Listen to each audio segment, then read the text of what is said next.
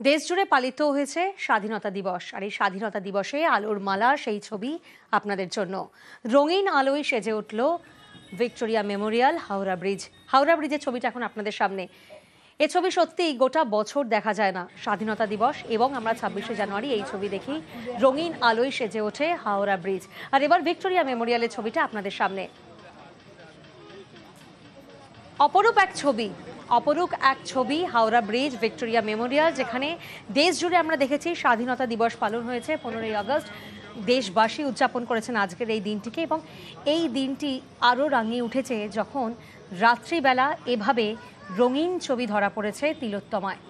রঙিন আলোয় সেজে উঠেছে ভিক্টোরিয়া মেমোরিয়াল, সেজে উঠেছে হাওড়া ব্রিজ। ট্রাই কালার দিয়ে কিন্তু খুব সুন্দর অপরূপ এক ছবি ভিক্টোরিয়া মেমোরিয়ালের।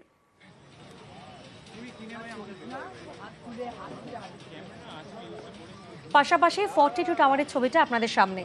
পরাধীনতার শৃঙ্খল ভেঙে আমরা পেয়েছি স্বাধীনতার আলো, আর এই আলো বোধহয় তাই উদযাপন করছে। এই আলো আমাদের নতুন পথের সন্ধান দেয়, নতুন স্বপ্ন দেখায়। হাওড়া ব্রিজ বলুন, ভিক্টোরিয়া মেমোরিয়াল বলুন বা 42 টাওয়ার, দিকে দিকে কিন্তু সেই ছবি ধরা পড়েছে।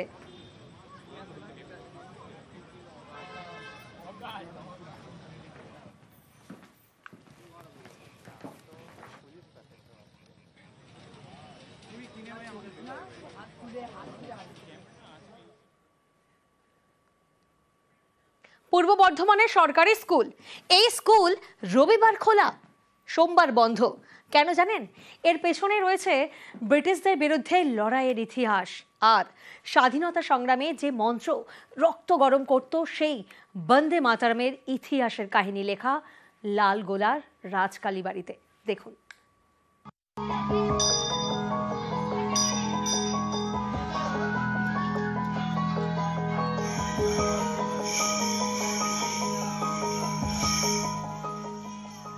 মুর্শিদাবাদের লালগোলায় রাজ কালীবাড়ি, নামে কালীবাড়ি, গায়ে ইতিহাস। এই কালীবাড়ি চত্বরে আসা যাওয়া ছিল বঙ্কিমচন্দ্র চট্টোপাধ্যায়ের। মন্দির চত্বরের একটি ঘরে বসেই ব্রিটিশদের বিরুদ্ধে কলম ধরেছিলেন। এই দেখুন, এই সেই ঘর। এ ঘরে স্বাধীনতা সংগ্রামের ইতিহাসের কাহিনী, সাহিত্য সম্রাটের স্মৃতি। তিনি লেখালেখি করতেন, তার সমস্ত কিছু সাহিত্য কাজ করতেন, সাহিত্যকর্ম।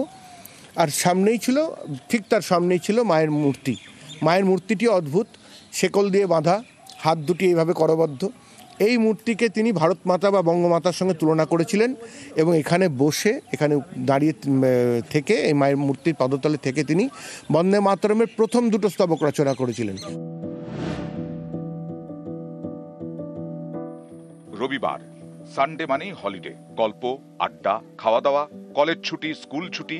কিন্তু পূর্ব বর্ধমানের জামালপুরে অন্য ছবি। এখানকার গোপালপুর মুক্তকেশী হাই স্কুলে রবিবার স্কুল খোলা থাকে, সোমবার ছুটি।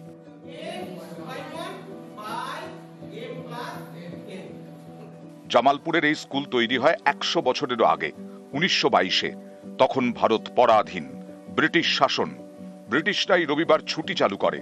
যেহেতু ব্রিটিশদের নিয়ম, তাই সেই নিয়ম মানেনি গোপালপুর মুক্তকেশী হাই স্কুল। তারা রবিবার স্কুল খোলা রাখে, আর ছুটি সোমবার। 100 বছর পরেও সেই নিয়ম বদলায়নি। ক্যামেরায় সন্দীপ পাল ও ফারহাদ হোসেনের সঙ্গে শরদিন্দু ঘোষ ও প্রণব বন্দ্যোপাধ্যায়, নিউজ 18 বাংলা।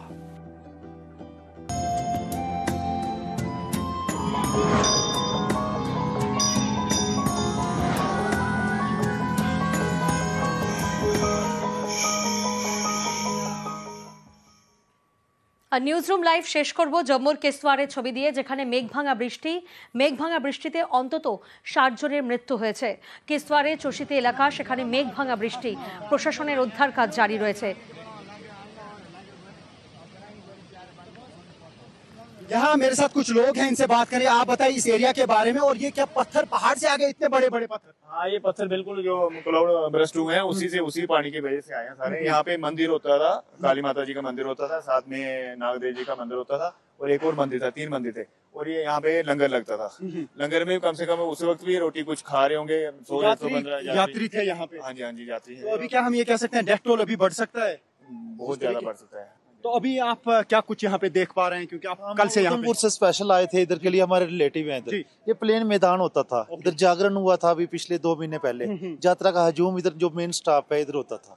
तो ये कह रहे हैं कि यहाँ पे डेथ टोल बढ़ सकता है, क्योंकि यहाँ पे काफी सारे लोग थे, काफी सारे यात्री थे, और आप देख सकते हैं यहाँ पे ये जो बड़े बड़े पत्थर आप देख रहे हैं ये पहाड़ से उतर आए हैं, क्योंकि क्लाउड बर्स्ट के बाद जो तेज बहाव वाला पानी आ गया उसी की जद में ये सब कुछ आ गए और सब कुछ तहस नहस हो गया। और एनडीआरएफ की टीमें जो हैं यहाँ पे लगी हुई हैं और वो रेस्क्यू ऑपरेशन यहाँ पे कर रहे हैं, और 100 से ज्यादा लोग घायल हुए हैं। 45 लोगों की बॉडीज जो हैं वो अभी तक रिकवर की गई हैं, जिसमें काफी सारे यात्री हैं। और आप देख सकते हैं किस तरीके से वो बर्तन बिखरे पड़े हैं, जो यहाँ पे लंगर चल रहा था यात्रियों के लिए, और वो यहाँ पे सब कुछ बिखरा पड़ा है। একদিকে মেঘ ভাঙা বৃষ্টি আর অন্যদিকে ভয়ঙ্কর ভাঙনের ছবি সামনে। উত্তরপ্রদেশের লখিমপুরে ভয়ঙ্কর ভাঙন, সারদা নদীতে তলিয়ে গেল প্রাচীন শিব মন্দির। লখিমপুরের খেড়ি জেলা দিয়ে বয়ে গিয়েছে এই নদী, আর এই নদী এখন ফুঁসছে, ভাঙছে নদীর পাড়, তলিয়ে গিয়েছে বেশ কয়েকটি বাড়ি। এবার তলিয়ে গেল প্রাচীন শিব মন্দির।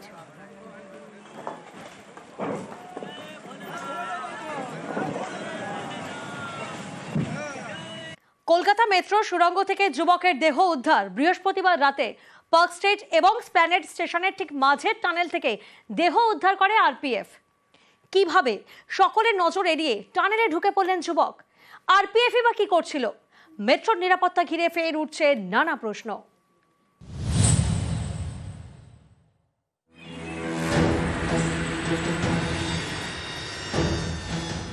বৃহস্পতিবার রাত মেট্রোর সুড়ঙ্গ থেকে দেহ উদ্ধার। এসপ্ল্যানেড এবং পার্ক স্ট্রিটের মাঝের টানেল থেকে দেহ উদ্ধার করে আরপিএফ। জানা গিয়েছে বৃহস্পতিবার রাত 10টা নাগাদ এক যুবক পার্ক স্ট্রিট স্টেশন থেকে টানেলে ঢোকেন, মেট্রো লাইন ধরে এগিয়ে যান। 11টা নাগাদ পার্ক স্ট্রিট মুখী মেট্রো চালক ট্র্যাকের পাশে কিছু পড়ে থাকতে দেখেন, সঙ্গে সঙ্গে পার্ক স্ট্রিট স্টেশনে খবর দেন। ঘটনাস্থলে গিয়ে দেহ উদ্ধার করে আরপিএফ। ওই ব্যক্তি মেট্রো ট্র্যাক এবং থার্ড লাইনের মাঝে পড়েছিলেন, ডান হাত ছিল থার্ড লাইনে, কবজির কাছে পোড়া। কিন্তু এটা ঘটল কিভাবে? অনেকেরই প্রশ্ন, একজন কিভাবে মেট্রো টানেলে ঢুকে পড়লেন? সিসি ক্যামেরার নজরদারি তাহলে কোথায়? প্ল্যাটফর্মে থাকা আরপিএফ জওয়ানদের কেন নজরে পড়ল না?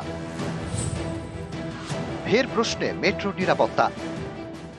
हम लोग कुछ भी नियम कानून बनाए, जो भी बाधा लगाएं, unless people want to follow it, there is nothing which we can do it. हम पूरा अच्छा महल बना दिए, पूरा तार लगा दिया, कोई उसको तोड़कर नीचे गिरना चाहता है तो हम लोग कहां से रोक सकते हैं? हर एक जगह हम लोग सिक्योरिटी नहीं लगा सकते, कहीं ना कहीं से घुस ही जाता है। तो but we are trying to improve it.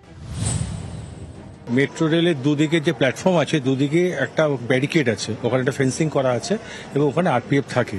কোনো একটা সাসপিসিয়াস তার মুভমেন্ট দেখা গেল, সেটা সিসিটিভি পরিষ্কার দেখা যায় একটা লোক সাসপিসিয়াস ভাবে ঘোরাঘুরি করছে, তখনই তাকে লোকেট করে তার উপরে নজরদারি করতে হবে। যখন একটা লোক সেই ফেন্সিংটাকে ওভাররুল করে ট্র্যাকের দিকে হাঁটা দেয়, নিশ্চয়ই নজরদারি গাফিলতি ছিল, এ বিষয়ে কোনো সন্দেহ নেই।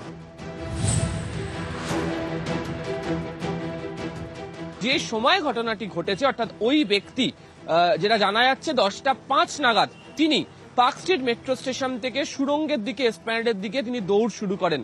তাহলে সে সময় কমার্শিয়াল রান অর্থাৎ মেট্রোর বাণিজ্যিক পরিষেবা চালু ছিল। তাহলে কেন আরপিএফ এর গোটা বিষয়টি নজরে আসলো না? ফলে এক্ষেত্রে দাঁড়িয়ে মেট্রোর সুরক্ষা ব্যবস্থা নিয়ে এবং আরপিএফ এর নজরদারি নিয়ে প্রশ্ন উঠছে রেলের অন্দরেই। কুণাল চৌধুরীর সাথে আবির ঘোষাল, নিউজ 18 বাংলা, কলকাতা।